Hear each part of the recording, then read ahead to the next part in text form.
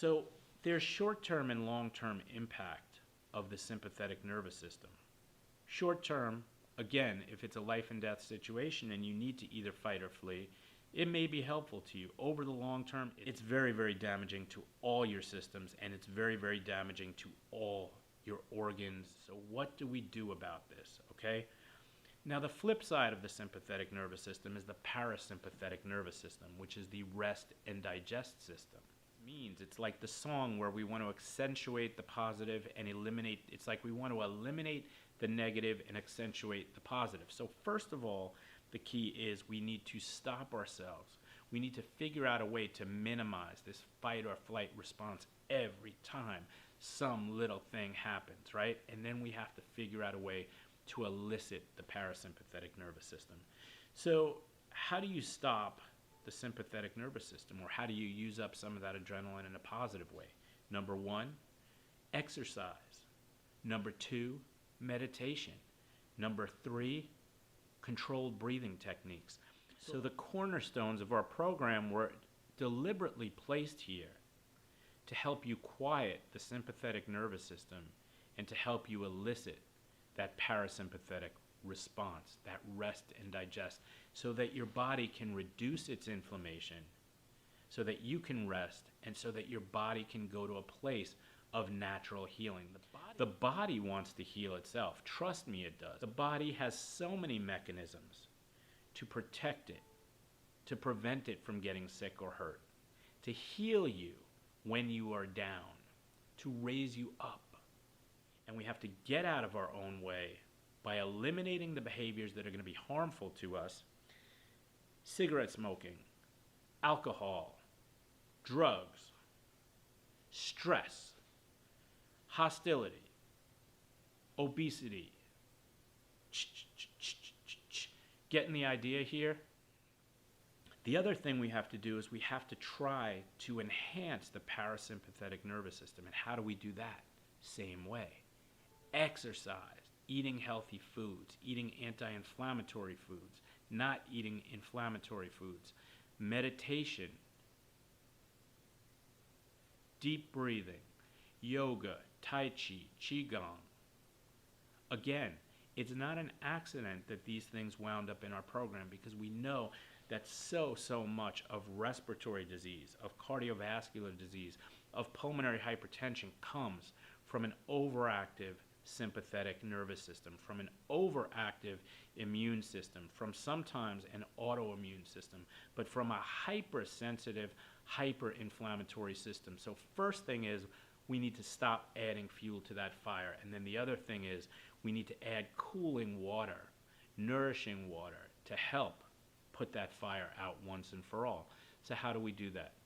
Exercise, eat well, healthy anti-inflammatory nutrition, meditation, tai chi, qigong, yoga, etc., etc., etc. Up until recently, it was believed that the sympathetic nervous system only sent messages away. But now we know that the parasympathetic nervous system actually receives messages as well. And so what does that mean? We can send the parasympathetic nervous system messages. And you want to know what the best way to do that is? The best way to do that is breathing, okay? One of my great heroes, mentors, somebody that I super admire, Dr. Richard Brown, is the writer of The Healing Power of the Breath. And in it, he talks about the idea that by controlling our breathing, by bringing the respiratory rate down to approximately 4 to 6 breaths per minute, we can actually bolster the parasympathetic nervous system. So that breathing is like a portal to the parasympathetic nervous system. It's like bathing ourselves in health. Now you may be thinking to yourself, I currently breathe 36 breaths per minute. There's no way I'm getting my breathing down to 4, 5, or 6 breaths per minute. But guess what? It doesn't happen overnight. It doesn't happen in a week. It doesn't happen in 2 weeks. It might happen in 6 weeks, okay? And one of the things that is high on my list of things to do is to teach you this breathing technique that you can start to use all day. every day. Something stressing you out?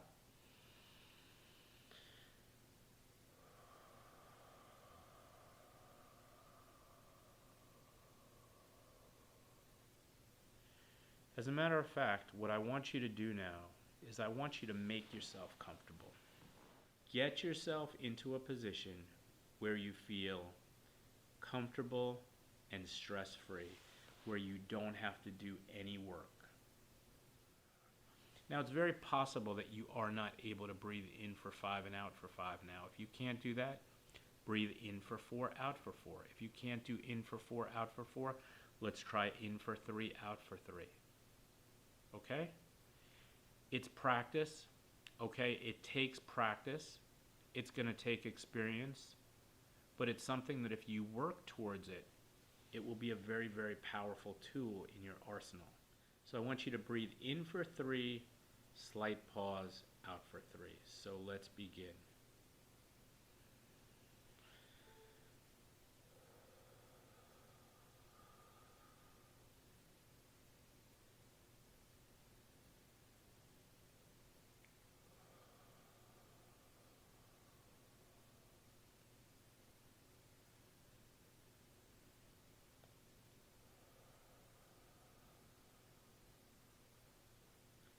As you do this, start to feel your shoulders relax. Let your body hang down. Nice, easy breathing in for 3 and out for 3.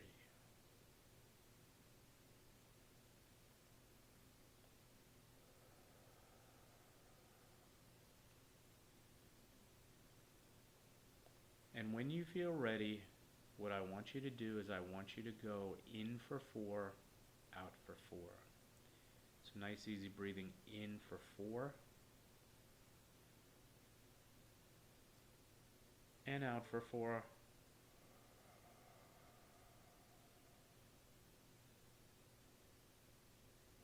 In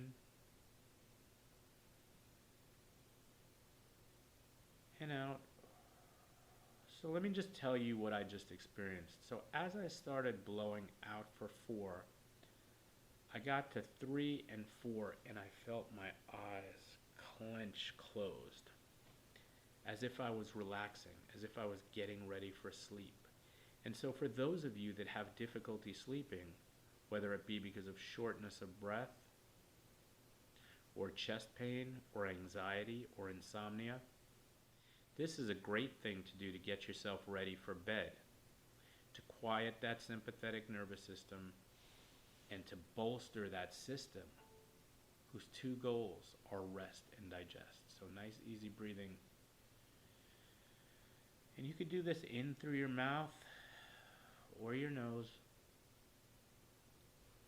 Oh man, this is proof that this stuff works. You could breathe in through your mouth or your nose. And let's blow out through pursed lips.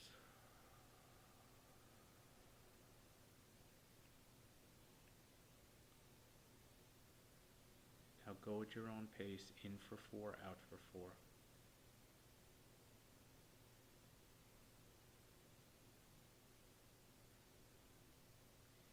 Now if you feel any relaxation or heaviness or quietness come over you, don't fight it. Go with it. If you feel like your head wants to sink, like it just wants to drop down in front of you, that's okay.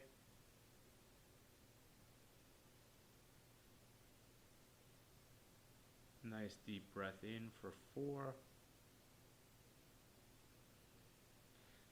and out for 4. Deep breath in and out.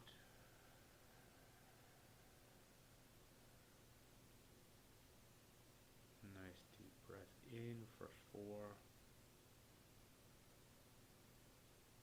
and out. Now if you were able to breathe in for 4 and out for 4, you might be able to breathe in for 5 and out for 5. But small steps. The next time you're online and somebody's writing a check, start the breathing. In for 3, out for 3. Give it 30 seconds. They're still writing the check, you know what to do. Give it 30 seconds or a minute. If they're still trying to get that check written, you know what to do. Up the ante. In for 4, out for 4. Give it another couple of minutes. And if they still haven't finished writing the check, bring out the big guns. In for 5, out for 5. So I'll tell you an interesting story. I was never much of a meditator. I always was interested in it. I was always kind of intrigued by it. But I always felt that my mind was too racy to really get into the meditation. But then it started happening to me automatically during my favorite activity, scuba diving. And I used to say that scuba is the only thing that I do where literally nothing other than what I'm doing pops into my head. I must have said this too often because eventually things did start to pop into my head while I was scuba diving. But something else that happened was I would feel myself starting to relax. And that feeling is very uncomfortable for some people because they're not used to it, because it makes them feel like they're not in control. But instead of trying to shoo it away or snap out of it, as I'm doing now, I decided to go with it.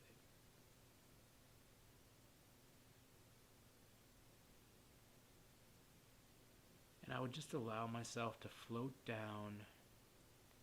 Sometimes I would hit the sandy bottom of the ocean. I still would keep my eyes closed.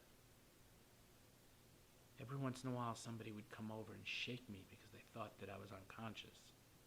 And then I started practicing it when I wasn't in the ocean. And now I can elicit it almost whenever I want to. And what this does is it quiets the sympathetic nervous system. It quiets my fight or flight, and it enhances my parasympathetic nervous system. It enhances my rest and digest. And it can do the same for you. And I'll tell you something else. The times that you think that it's the last thing you might be able to do, those are the times you need it most. So let's refresh for a second. Sympathetic, bad unless you need to fight or flee, so we want to try to quiet it so that we don't have these blown out autonomic sympathetic overflows when somebody bumps into us accidentally on the street. Parasympathetic, good, rest and digest, healing, nurturing, nourishing. All right, my friends, you have a great day. Focus on the healing power of the breath.